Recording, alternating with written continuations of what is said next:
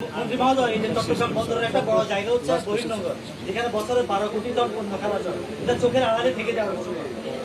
কিন্তু এই যে এই মুহূর্তে চট্টগ্রাম বন্দরের বহির্নগরে 120টা জাহাজ, লাইটার জাহাজ আজকে অবস্থান করতেছে, যেগুলো BWTCCC এই যে এই আপনার কাছ থেকে মানে প্রোগ্রাম পাওয়া তেলের অভাবে তারা এই জাহাজে লোড করতে পারতেছে না, মাদার ভেসেল থেকে গন্তব্যে যেতে পারতেছে না। আপনি জানেন যে সারা দেশে ভোগ্য পণ্যের যে সাপ্লাই চেন, এই সাপ্লাই চেনটা ঠিক রাখার ক্ষেত্রে এই লাইটারগুলো বড় ধরনের ভূমিকা রাখে।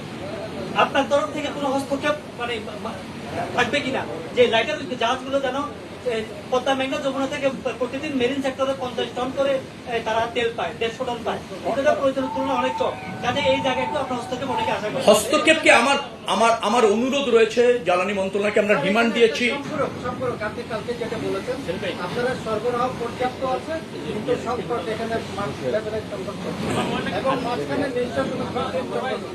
আপনি এটা বলছেন যে আপনারা কৃত্রিম সংকট তারিখের ব্যাপারে আপনারা খবর পেয়েছেন, কি ব্যবস্থা নিচ্ছেন? না, অনেক জায়গায় তো তেল উদ্ধার হয়েছে। আমাদের আইনেও কিছু সমস্যা আছে। দেখবেন, আমরা কোনো জায়গায় কয়েক লাখ লিটার তেল পেয়েছি, কিন্তু তাকে ফাইন করতে হয়েছে 50,000 টাকা, কারণ আমাদের ওই আইনে খুব বেশি ফাইন করার অ্যাকশন নেওয়ার সুযোগ নেই। আমরা আইন পরিবর্তন করতে চেয়েছি। আরেকটা কথা আমি আপনাকে বলি, আমি বলছি তেলের যে ডিমান্ড আছে সেই অনুপাতে আমাদের মজুদ এবং সরবরাহটা আছে, কিন্তু যেভাবে কৃত্রিম একটা ডিমান্ড তৈরি হয়েছে সেই অনুপাতে সরবরাহটা নিশ্চিত করা যাচ্ছে না, কারণ হঠাৎ করে আমাদের ডিমান্ডটা এভাবে দেখানো হচ্ছে বা প্রয়োজন হচ্ছে। পিছনে কি আছে সেটা তো আমরা অনেকেই জানি। তো হঠাৎ করে ডিমান্ড এভাবে বেড়ে যাওয়ার কোনো কারণ আমরা দেখি না। তবে তেল সংক্রান্ত ব্যাপারে, জ্বালানি সংক্রান্ত ব্যাপারে আমার কোনো মন্তব্য করার সুযোগ নেই। নিশ্চয়ই জ্বালানি মন্ত্রী, প্রতিমন্ত্রী তারা নিয়মিতভাবে আপনাদের বলছেন। আপনার ওই জায়গাটা আমি শেষ করে দিচ্ছি একটা বাক্য দিয়ে। এই যে লাইটার জাহাজে বহির্নোঙরে পণ্য খালাস হচ্ছে, মনিটরিং হচ্ছে না, এই জন্যই তো আমরা এতগুলি যে টার্মিনাল করতে চাচ্ছি। কেন? কন্টেইনার টার্মিনাল, যেখানে দেখবেন যে এই ফ্যাসিলিটিস গুলি হলে বড় বড় জাহাজ এখানে চলে আসতে পারবে।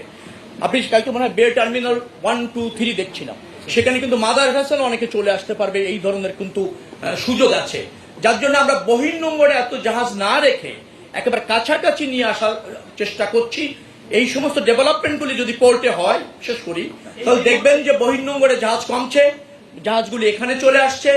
এই যে লাইটার জাহাজ যেগুলো আপনি অনিয়ন্ত্রিতভাবে অনেক সময় থাকে, তাদেরও ফাংশন দেখবেন কমতে থাকবে। অল্প খরচে, অল্প ব্যয়ে আমরা কন্টেইনার তখন আপনার হ্যান্ডেলিং করতে পারবো, অথবা করতে পারবো। তেলের সংকট নিয়ে আমরা জ্বালানি উপদেষ্টাকে বলেছি, জ্বালানি মন্ত্রীরা জ্ঞাত আছে।